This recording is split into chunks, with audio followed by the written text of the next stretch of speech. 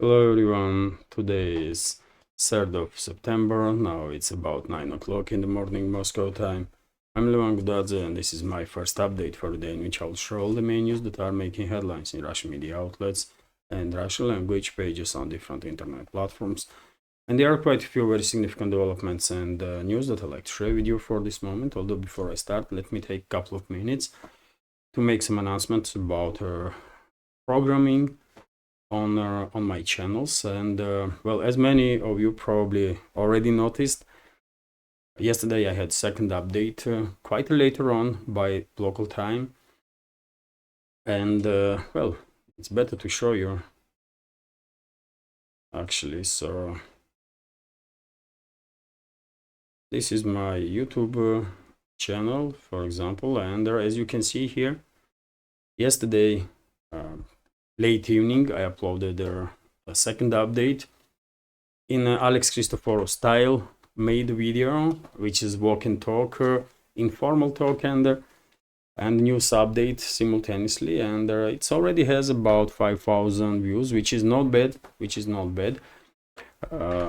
Especially if you take into account that update was quite late for my channel.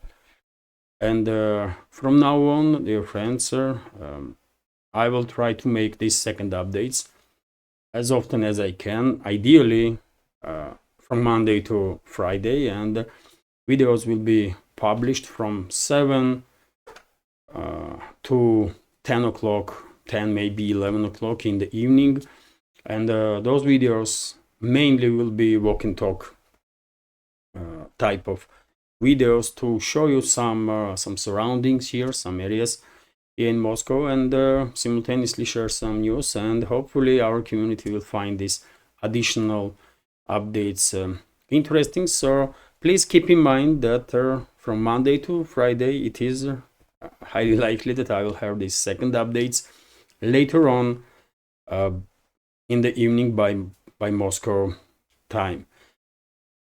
And also, by the way, today I will publish new episode of Behind the Scenes.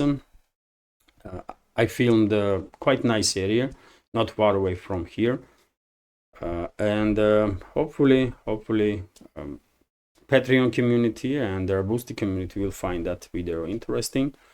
And these behind the scenes videos also, in my understanding of this program, will be published also from Monday to Friday, or if there is no much happening during the day, then I will combine videos from 2 or 3 days and then publish it on Patreon and Boosty pages. And simultaneously I'm already working on first episode of Architecture of Moscow programs, and my idea is to make first episode about Moscow State University's main building, which has a quite interesting history.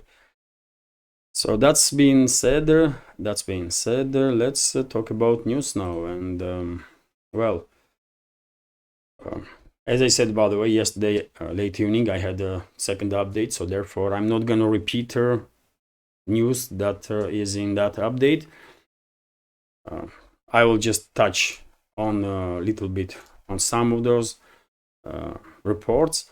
But first of all, short summary of the situation on Ukrainian battlefield. Let's go sector by sector. In Kherson direction, it's a daily routine. Basically, sites are continue to conduct local scale operations to establish control over there as many as possible islands on the Dnieper Delta and on river itself. And Russian armed forces continue to conduct long-range strikes on points of concentration of the Kiev regime forces on right bank of the Kherson region, on right bank of the Dnieper River.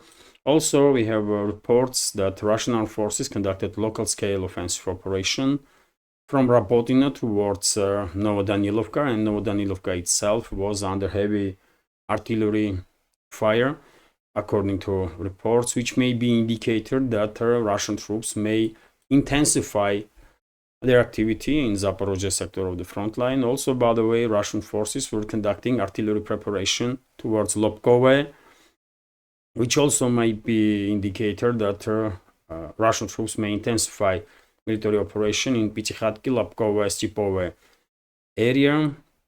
But in general, Zaporozhye sector is still relatively calm compared to other sectors. In Sovdanetsk sector, of course, main hotspot right now is Uglidar and Vodyane. Russian troops are advancing in both directions, and yesterday I shared during their first update video of heavy strikes on Kyiv regime's positions in Uglidar city, and the reports are coming in that Russian forces flanked basically Uglidar, conducting pincer movement, pincer operation, and are trying to enter this city from western and their eastern directions. Let's see how this operation will go, because Uglidar is relatively larger town and it's packed with high-rise apartment buildings, as you can see, by the way, if we zoom in. Of course, operation to liberate Uglidar will take some time, obviously, but if we take experience that Russian forces gained during their offensive operations, latest offensive operations, when they're quite relatively in relatively short time established control over these high-rise apartment buildings that are created transformed into some sort of citadels, then one may argue that Russian troops, once final order is given to liberate Uglidar, Russian troops will don't really need too much time to achieve this task. It is a possibility, especially if you take in account low morale of Kyiv regime forces, and there are also factual information that Uglidar garnison is somewhat cut off from their Kyiv controlled territory, because all the supply and support lines for Uglidar garnison is under Russian fire control. Also, by the way, we are receiving reports about Russian local-scale offensive operations in Maximilianovka direction. There was heavy artillery preparations, which is quite understandable, because as far as I understand, Russian troops are now focused to establish control over this artillery pocket, and therefore one should expect advances of the Russian troops towards Maximilianovka, Ostroye, Ostrovskoye, Volchenka, Alexandropol, Kurachovo, Zaryane, Garnyak, Izmailovka, and Zhelane. First, all these settlements probably will become under full Russian control before end of September, and Kyiv regime will have no option but to withdraw its forces from this artillery pocket, basically. When it comes to central and the northern flanks of Pokrovsk direction, Pokrovsk sector, seems like Russian troops are taking time to basically reinforce and resupply, and therefore some sort of operational pause being established, because we did not receive any information about further progress of the Russian armed forces towards Pokrovsk or Mirnograd. Russian troops are on outskirts of Mirnograd and just in a couple of kilometers away from Pokrovsk itself, although to conduct operation towards Pokrovsk, of course, Mirnograd, sorry, not Mirnograd, but Mirnograd has to be liberated, and also Russian troops have to establish control over their Sukhoy Yar, Lisovka, Dachenskaya, Zelenaye, Novoukrayinka, Chunishina, Novopavlovka settlements, Novy Trud, Shevchenko, so that Russian troops will be able to conduct offensive on Pokrovsk from two directions, from Mirnograd side, from their northern eastern side, and also from southern side. Yet again, most likely all the settlements that I just mentioned will be liberated during their September, before end of this month. But right now it is, it seems like Russian troops are taking some operational pause to reinforce and resupply, and then we will most likely see further activization, another wave of Russian offensive, local scale offensive operations towards Pokrovsk. And the Russian Defense Ministry, by the way, being extremely conservative institution, just now reported, yesterday basically, reported that Skuchная settlement is under Russian control, which is true, obviously, but Skuchная is under Russian control for quite a while now, and the Russian troops, since liberation of Skuchная, moved quite a bit on all directions, basically, on all directions.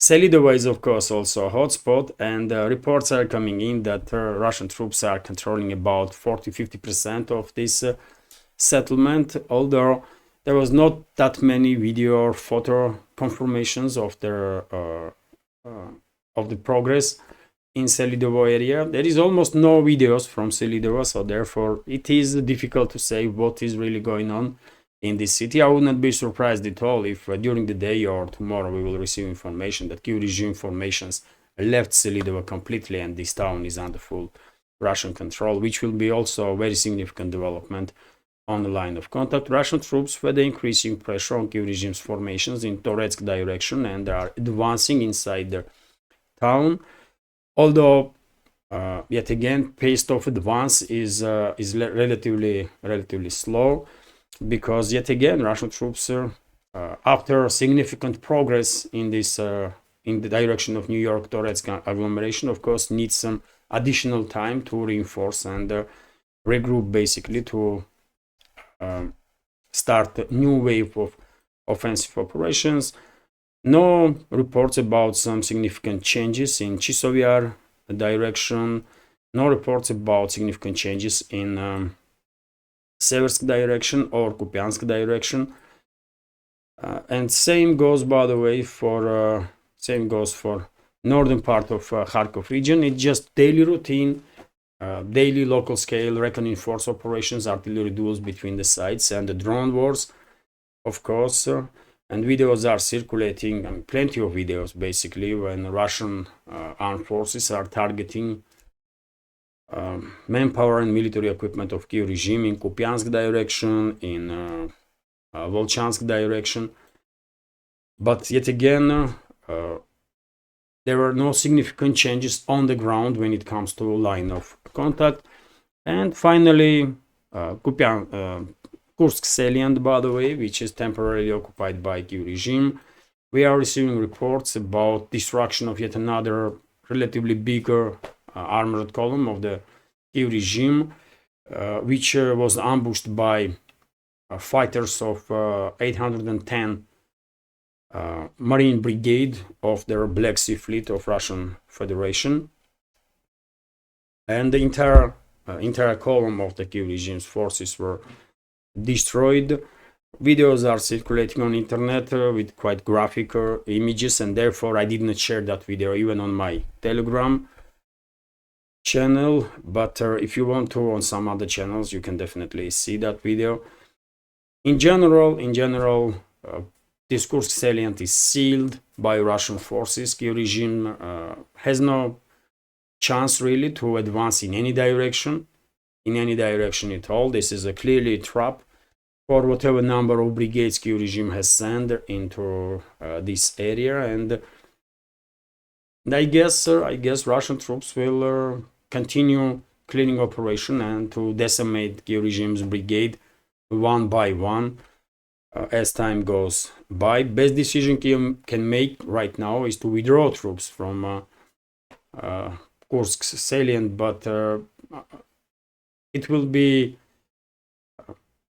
yet another media defeat, military and media defeat for Zelensky and his criminal associates, and therefore they're not gonna withdraw troops, at least not now. And therefore one may argue that whatever number of brigades Kyiv regime send into Kursk salient are doomed to be erased basically from the face of the earth. That's what is going to happen. Best decision those troops can make is to lay down arms and surrender. That's it. And I was correct, by the way, from very beginning when I said that this Kursk salient will play a role of the trap for last strategic reserves of the Kyiv regime, and that's exactly what is happening. Reports are coming in that Kyiv regime now redeploying some remnants of the brigades from Sumy and Sumy area that was initially deployed into Sumy to participate in Kursk offensive, but now due to collapse of Kyiv regime's defense lines on the Pokrovsk and Toretsk direction, those brigades been redeployed back towards these central sectors of the front line. But it's I guess it's too late to even stabilize a line of contact, I guess, but yet again, time will tell. Time will tell. Overall, by the way, initiative is in Russian hands, obviously, and there is not even a slight chance that Kyiv regime will have an opportunity to achieve anything in any direction at all. All Kyiv regime can do is to help Russian armed forces to demilitarize Kyiv regime a bit faster. That's it. Let's continue with some other news now, and RT is reporting that NATO warns member state against shutting down Russian missiles. So NATO does not want to become directly involved in a conflict with Moscow. The US-led bloc spokesperson said on Monday, addressing demands from Ukraine and their statements by the Poland's foreign minister. Kiev has repeatedly asked its Western backers to shut down Russian missiles and drones in its airspace as its own air defense become degraded. A security pact to that effect was signed with Warsaw in July. And then, quote, NATO is not a party to the conflict and will not become a party to it. A spokesperson for their bloc told the Spanish news agency Europa Press, adding that the bloc's responsibility is to prevent escalation. While each member of the bloc has the right to protect their own airspace, they should closely consult with others when doing so can affect NATO as a whole. The spokesperson said their comments followed an interview by the Polish foreign minister Radosław Sikorski to Financial Times, in which he endorsed their idea to shutting down Russian targets in the sky over Ukraine. And yesterday in my second update, I spoke quite a bit about this crazy individual, Sikorski, and his intention to basically provoke Third World War. And he is not alone, I'm afraid, and there are quite a bunch of other idiots in leadership of the collective West countries that most likely supports ideas of Sikorski to involve NATO directly in a war against Russia, which will be end of everything, by the way, obviously, because if there is a full-scale war between Russia and NATO, then obviously that means nuclear exchange, and after that, whatever movies we have seen, whatever post-apocalyptic movies we have seen, situation after full-scale nuclear exchange gonna be million times worse, uncomparably worse, right? So that's why I'm saying direct conflict between Russia and NATO, direct full-scale war, gonna be end of everything. There's no questions about that. So you tell me how crazy this Sikorski and all the other idiots in the Western ruling elites are that are calling for direct involvement of the NATO into this war against Russia. Anyways, let's continue. RT is also reporting that Lavrov made quite strong statements about collective West.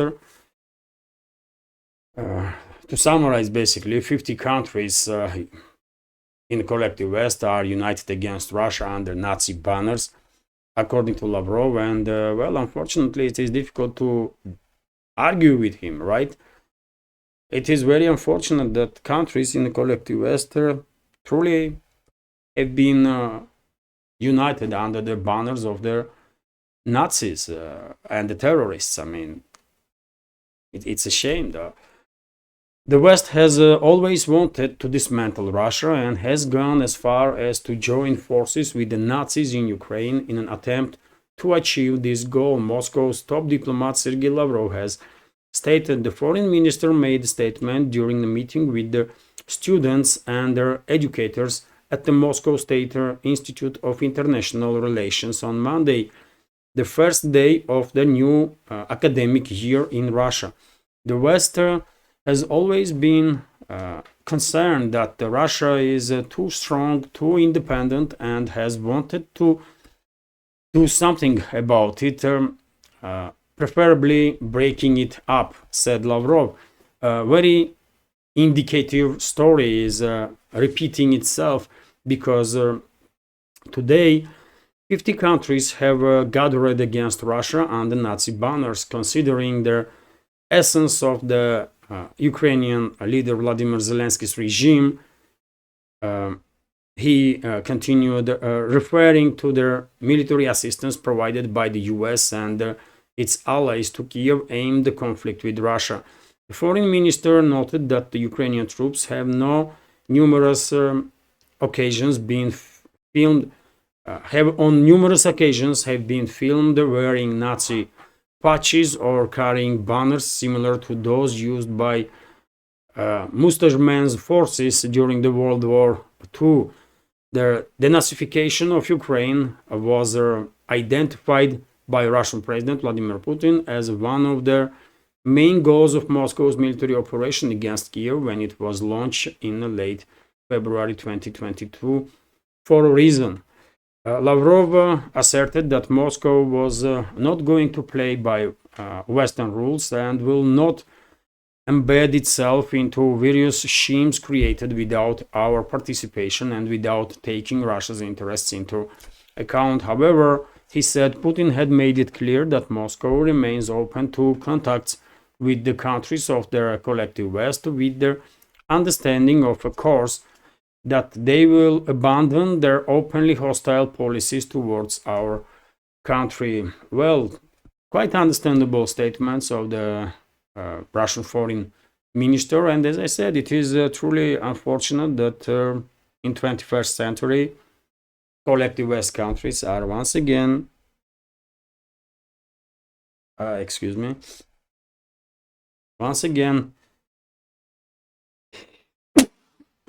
wow, excuse me, I'm not gonna start recording this video again, so excuse me, dear friends. So it is shame that countries from the collective West are yet again uniting against Russia, and not the first time under banners of the Nazis and the fascists and the mass murderers. I remind you, dear friends, that during the Second World War, a significant number, if you check, by the way, you will be surprised how many countries were in support of Nazi Germany, from Finland to Croatia, or Italy, or Spain, or Portugal, by the way. You will be surprised from how many European countries SS divisions were created to fight against Russia. There was countries that directly participated in this war against Soviet Union, and also, by the way, there was countries from which tens of thousands of citizens joined Wehrmacht SS divisions to conduct war crimes, basically, on Soviet territory against Soviet people. So this is definitely not the first time that collective West countries or citizens of collective West are participating in a war against Russia. Call it proxy war or whatever, but it is what it is. And I'm afraid this is not the last time either, because Western ruling class is unable to learn, by the way. Western ruling class is unable to learn, and history is repeating itself exactly because of that, which is truly shame. I don't really see a reason why collective West and Russia have to be in hostile on hostile positions towards each other. There is no objective reason for that, and the only reason we are observing current escalation is because of this sick ruling elites of the West, isn't it? Russia didn't want this escalation to happen, and Moscow was warning Western ruling class time after time after time after time for decades, by the way, since the collapse of Soviet Union, that Western military advances towards the Russian borders will eventually create a crisis. West didn't listen, and we are observing crisis now, right? Anyways, let's continue. RT is reporting that well, Ukraine threatens Mongolia, by the way, over the Putin's visit. Unbelievable, man. It is becoming more and more difficult to comment seriously on actions and the statements of the Kyiv regime. These people are truly out of touch with reality, 100%. So Ukrainian Foreign Ministry has threatened Mongolia with the consequences for not arresting Russian President Vladimir Putin upon his arrival in Ulaanbaatar on Monday and handing him over to the International Criminal Court, ICC. Putin's visit to Mongolia is his first to a member state of the ICC since the Hague-based court issued a warrant for his arrest last year. The warrant obligates the court's 124 member states to detain Putin for extradition should he set foot on their soil. But Kremlin spokesman Dmitry Peskov said before the trip that Moscow has no concern that our friends from Mongolia would act on their court's order. After Putin touched down smoothly, Ukrainian Foreign Ministry spokesman Georgy Tuki or something took to social media to complain the Mongolian government's failure to carry out their binding ICC arrest warrant for Putin is a heavy blow to the International Criminal Court and the International Criminal Justice System. Be wrote on X. Mongolia allowed the indicted. I mean, it's enough, by the way. Enough. These idiots don't really deserve this much attention. Idiots in leading positions in Kyiv regime and collective West. I will just say that ICC is a criminal organization, and it is shame on humanity, really, on whole of humanity, that 124 countries still are members states of this criminal organization. I mean, I don't understand how anybody can have any doubts that ICC is not a court, not an independent court, but is a weaponized tool, weaponized institution in hands of Western ruling class. I mean, this is shame, man. 124 countries, really? Are you mad? What are you doing, man? Holy moly, man. Russian president, there was an order issued on arrest of Russian president for saving children from a zone of special military operation. And by the way, Netanyahu and his associates killed tens of thousands of civilians in Gaza Strip, right? And thousands of civilians being killed and wounded in West Bank since the escalation, although very few is talking about this dire situation in the West Bank. And this ICC ignored that, isn't it? Where is the arrest warrant on Netanyahu or his associates? Where? There is none, right? So what we are talking about, by the way, this is a criminal organization. I will say terrorist organization because it's run by terrorists and the terrorist sympathizers and sympathizers of the mass murderers. And therefore, I mean, if these countries, 124 countries, have any self-respect, they should leave this organization immediately, by the way. Because it's a shame. I can imagine how our grandkids and their grandkids will watch this period of time in history and they will say, what the hell was wrong with humanity at the time? when they knew perfectly well that ICC was a weaponized institution in hands of weaponized criminal institution in hands of Western ruling class, and still 124 countries were members of it. I mean, really? This is crazy, man. This is crazy. Is this life even real, for God's sake, man? How this craziness even can occur? I don't know, man. It's just too crazy. But when it comes to Russian president's visit in Mongolia, by the way, this trip will be for 2 days, and a huge delegation from Russia, not just officials, but also businessmen, and I believe some very significant agreements will be reached during the negotiations. And of course, I will share additional information in my next updates and on my Telegram channel.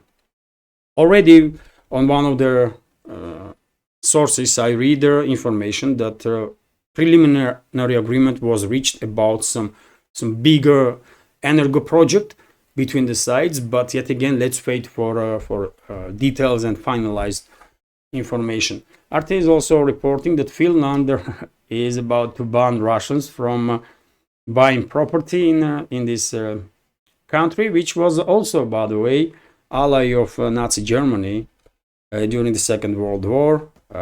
Just a reminder. So most Russian citizens will be prohibited from buying property in Finland under a proposal announced by Defense Minister Antti Hakkinen on Monday. The ban will also apply to the people influenced by Russia, Hakkinen's office stated. So, I mean, typical Nazis, by the way, typical fascists, right? How else are you going to comment this, man? I mean, this is segregation, this is discrimination. I mean, there is not really any need to comment this criminal activity of the Finnish government. But yet again, am I surprised? No. Finland was an ally of the Nazi Germany, right? And dear friends, you should also keep in mind that Finnish people only exist right now because of Russia. And I'm not exaggerating. Before Russia liberated Finland from Sweden, Finnish people were on the edge of extinction, right? Because Swedes were treating Finnish people extremely poorly, right? But then Russia get involved. Russia and Sweden had very difficult relationships, historically speaking. Sweden was, always enemy of Russia, literally always, and there was many wars between the two, and Russia was always beating up these criminals from Sweden, criminal leadership of the Sweden and their armies. And during one of their such a beat up, Russia liberated Finland and basically saved Finnish people. And by the way, when Russian Empire collapsed due to actions of the Bolsheviks after revolution, Finland gained its independence without any issues, right? Finland was a privileged member of the Russian Empire.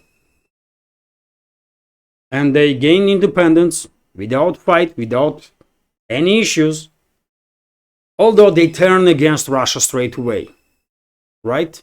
They turned against Russia straight away, and during the Second World War, they were allies of Nazis, Nazi Germany, and their Finnish army participated in blockade of Leningrad, during which hundreds of thousands of people died from starvation, by the way. Freeze to death and died from starvation. And Finland was participant of that crime. And therefore, I am not at all surprised that current leadership of Finland is acting this poorly, acting this disgracefully, because I never expect anything else from Finland, really. Which is shame, by the way. Which is shame. At some point, some 10-15 years ago, there was a hope that there will be some sort of reconciliation between their countries and the people. peoples, and I'm 100% convinced there are so many decent, good citizens in Finland that don't really are in support of this Russophobia and this craziness that is going on there. But I guess majority of Finnish people are sharing same ideology that their grandparents did when they participate in and support blockade of Leningrad, during the which hundreds of thousands of civilians being killed, right? So I guess majority of Finnish people are on the same ideological page right now. They are fascists. It is what it is. And that's why they have fascist government, by the way. Don't tell me that people has nothing to do with it. Finnish people and people in Poland, for example, and people in every other country that is run by extreme Russophobes and the fascists, those people are on the same ideological page that these Russophobes and the criminals, right? So don't take responsibility from the people away. Majorities are always guilty. Informed minority, no. Because informed minority, decent minority is always opposing this craziness, right? But unfortunately, and this is factual, by the way, you tell me if I'm wrong, but majority is on the very same page ideologically that their governments, right? And when their governments are Nazis, Russophobes and the fascists, then that means that majority of the people are also Nazis and the fascists. And that's the face of the modern Western world, by the way. Europe and North America. US and Canada, by the way. I'm not talking about Mexico. Mexico or, any Latin American country, for that matter. Some may argue that there was Argentina, obviously, fascist state. Chile, by the way. So Latin America also has a history of fascism, but in this particular case, I'm talking about collective West.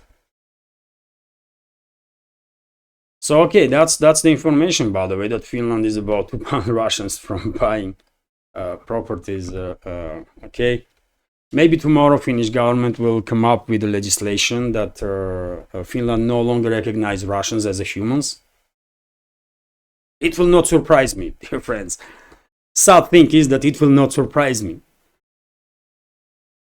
because that's how disgraceful these so-called elites in the collective West are, by the way, in their majority, in their vast majority. Although, of course, there are some exceptions also. And before I continue, let me notice that while everybody is talking about Russia, by the way, nowadays, there is only few channels that actually operate from Russia, and my channels are among these few. And if you think it is necessary Russian channels to exist in this field of news and political commentary, if you like my work, and if you want to see further improvement, further development of my project, my small media project, please consider to support with small donations through PayPal or Boosty, or by subscribing to my Patreon page. All the links are under this video in description box and in the pinned comment. I just remind you, dear friend, that subscription on my Patreon page, for example, starts from $5 a month. So it's definitely not a fortune, but if more people will subscribe, this $5 will do the job and will allow me to further develop this project and continue this work. As news agencies reporting that, according to CNN, statements of Netanyahu about Philadelphia corridor can minimize chances for the peace in the Gaza Strip, which is actually factual, because Netanyahu insists that Israeli forces should be in control of the borderline between Egypt and Gaza Strip. That area is called Philadelphia Corridor, and this is unacceptable for Palestinians. This is unacceptable for Egypt. But I don't think Netanyahu and his associates really care about opinions of anybody, maybe with the exception of the Western ruling class. But as we all see, Western ruling class in full support of their actions of Netanyahu and his associates. Kommersant newspaper is reporting that Houthi, and by the way, when it comes to Gaza Strip, unfortunately, it is, too obvious that until Netanyahu is in power, there will be no peace in Gaza Strip or in the West Bank. And dear friends, just yesterday I read an article that in which there was information that one of the ministers of Netanyahu is calling now war to be declared in West Bank. So Gaza Strip is not enough for Netanyahu's government. They want now military operations, full-scale military operations or war in the West Bank also. So you tell me what is wrong with those people that are in charge of Israel, man. Kommersant newspaper is reporting that Houthi rebels targeted their Blue Legion 1 tanker in the Red Sea. According to media reports, tanker did not receive significant damage. Crew members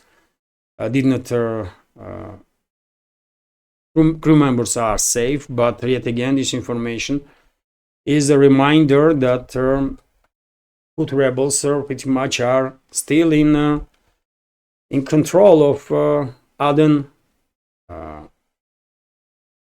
Gulf, and Red Sea. RT is also reporting that US Marines attacked by mob in Turkey. Members of the Nationalist Youth Organization have attacked 2 US Marines in the Turkish city of Izmir on Monday. Their service members disembarked from the amphibious assault ship USS Wasp, which arrived earlier that day during its deployment in the Mediterranean Sea. A video of their altercation shows a group of men holding down a plain clothed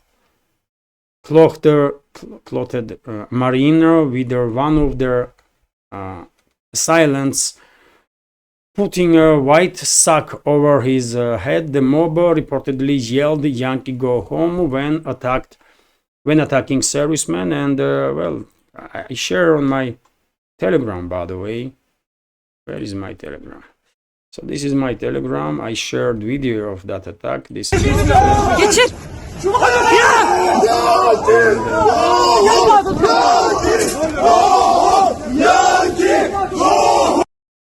you can clearly hear what mob was shouting. These Marines were then saved by other Marines from the very same ship, I believe. And these people, by the way, these attackers were, as I already mentioned, they were members of the Nationalist Youth Organization, and their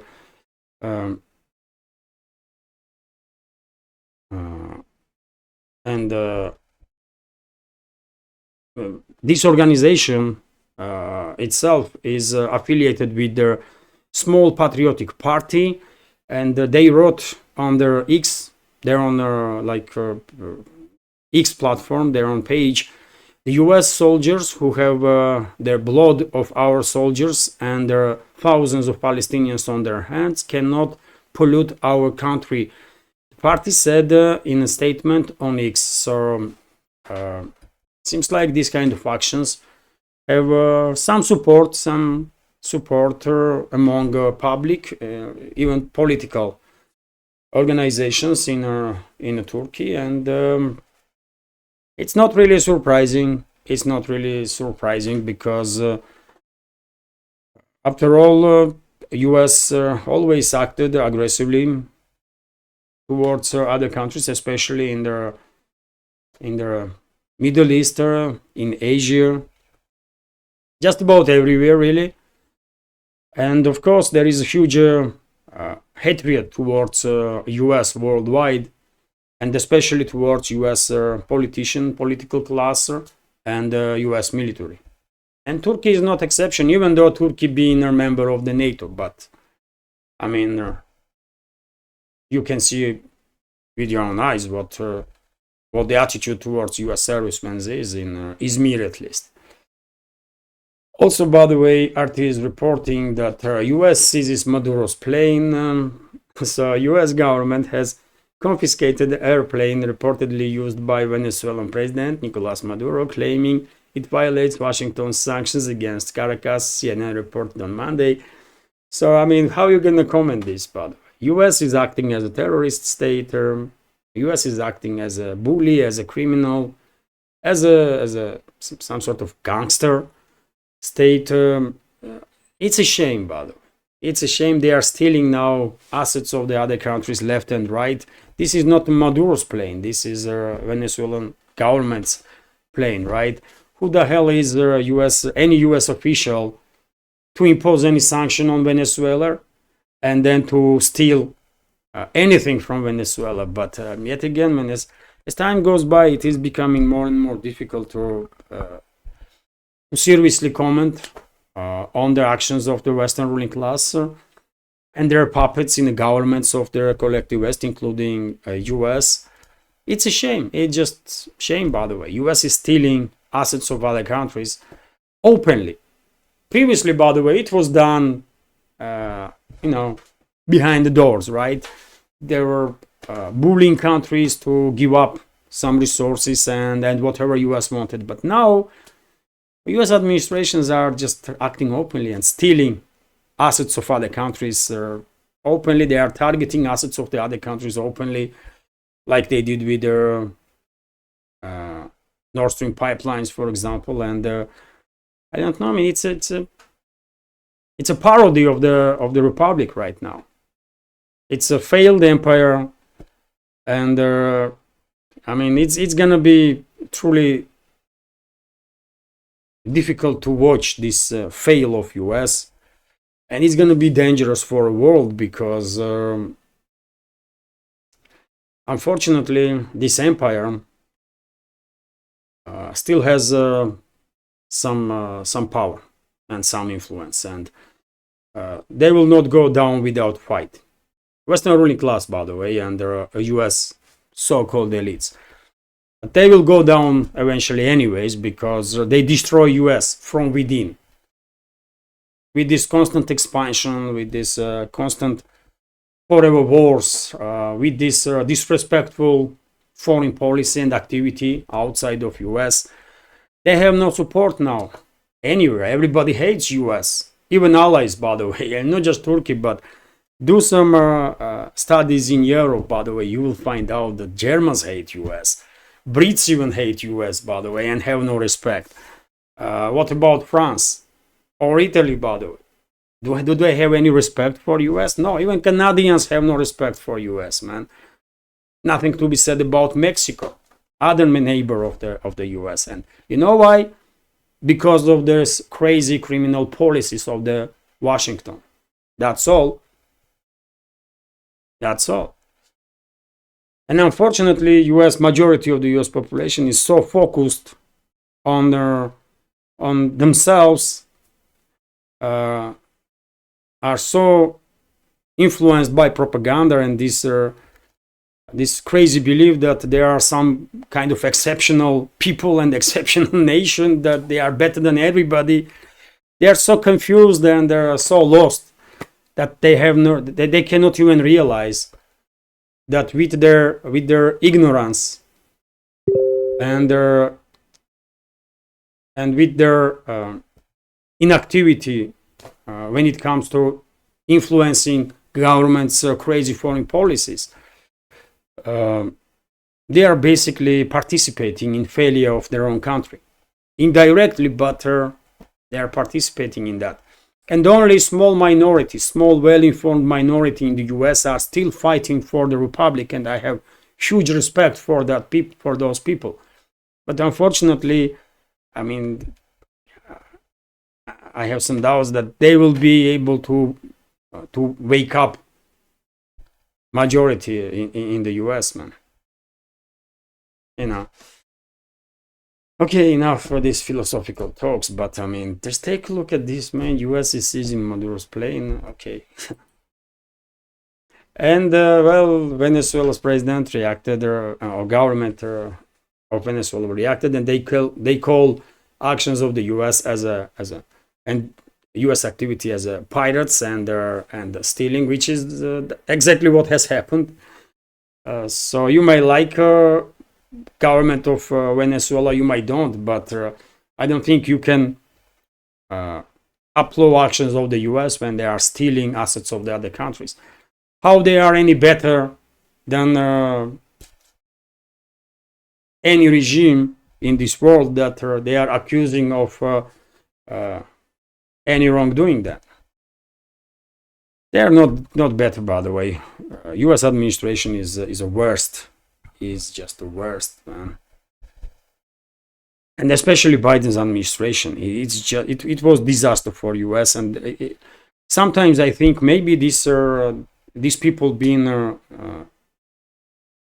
infiltrated or installed in the power by some foreign forces to destroy U.S. from within, because that's what they do, man. U.S. political elites are destroying U.S. from within, and one may wonder: are they really, are they really puppets of the Western ruling class, or maybe they've been put in power by some other forces that want US to be destroyed? I don't know. Just asking. RT is reporting that, well, Russia and Iran are close to finalize strategic partnership deal, according to Russian foreign minister. Moscow and Tehran will complete work on their comprehensive interstate agreement in the very near future, Russian foreign minister Sergei Lavrov said on Monday.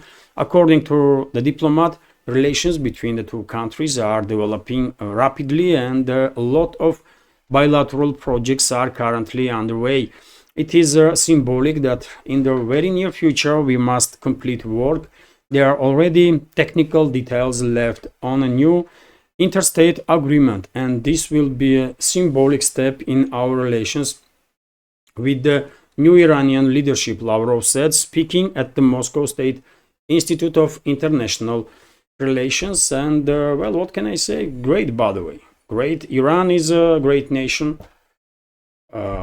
Russia is a great nation, and even though relationships between the two was not always on the top level, right now we definitely are on a path of towards strategic partnership, which is great, by the way, which is going to be beneficial for both countries and also for the emerging multipolar world, by the way, for the BRICS and the multipolar world, which means entire world. Eventually, of course, at least I hope there will be some changes in the West, collective West. Also, some adequate people will end up in position of power, and of course, collective West also have to join a multipolar world. But it's not going to happen anytime soon. Obviously, probably it will take decades and decades, and before that, probably world will be divided. One side, collective West; other side, rest of the world. It seems inevitable at this point, but sometime in the future, in 20, 30, 40, 50 years, probably there will be reunification. Let's see. Also, by the way, Kremlin confirmed that Turkey has interest to become a member of the NATO. Member of the NATO, member of the BRICS, by the way. This was stated by Peskov, press spokesman of the Russian president, and as I reported in my yesterday's second update, Bloomberg, it was Bloomberg, I believe, that came up with the article, with the information that according to sources of the Bloomberg, Turkey officially applied for joining the BRICS. And on this topic, by the way, I read several articles, and experts here in Russia commented on this topic, and well, they are all concerned that Turkey cannot join BRICS until they will reconsider their relationships with the West, and until Turkey is a member of the NATO, which is a significant issue. And who knows, by the way, who knows if Turkish opposition, if Turkish political class and the public will be on the same page on this topic, on topic of BRICS, if referendum will be conducted and majority of Turkish citizens will vote to join the BRICS, then who knows, maybe sometime in the future, not necessarily in next couple of years, but sometime in the future, maybe Turkey will join the BRICS, because for Turkish economy, this is the only way to survive. Let's be clear about that. For Turkish economy, only way to survive and not collapse completely is to become a member of the emerging multipolar world. And being a member of the BRICS is definitely pathway towards it, right? So I can understand Ankara is coming from, but yet again, they are NATO member states. They are party of their enemy of the Russia, enemies of the Russia, or anti-Russian organization, and also anti-Chinese, by the way, and anti-Indian and anti-Iran, and you name, by the way. You know, collective West is against all BRICS member states, even South Africa and Brazil, right? One way or another.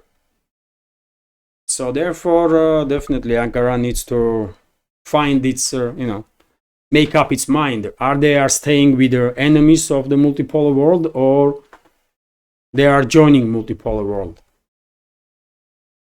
And I will end this update on this news that Eastern Economic Forum has 2024 opened in Vladivostok today, and this forum will last from today to up to 6th of September, and it's gonna be a big deal. I believe there will be delegations from dozens of countries in this on this forum, and I would not be surprised at all if Russian president will also participate in the work of this forum after he will return from his official visit to Mongolia. So more news to come from Eastern Economical Forum in next several days, and of course I will monitor informations about it, and I will share whatever interesting will come out of there with our community on Patreon and in the next updates. And dear friends, still quite a long update, for God's sake, man. But what you're gonna do, hopefully you will find this update interesting and useful, maybe entertaining. After all, this is a news show, right? And or talk show. Yes, if you find this video interesting, please click that like button and leave some commentary just about anything, any topic will do, to at least try and influence algorithm and to reach wider audience. And for very same reason, if you can, please share information about my channel with your friends in real life or on internet, on any of the platforms that you are actively using. And finally, if you like my work and if you want to see further development of my channels, and if you want to support, you can do it. All the links are under this video in description box and in the pinned comment. This is it for now. Have a great day and take care.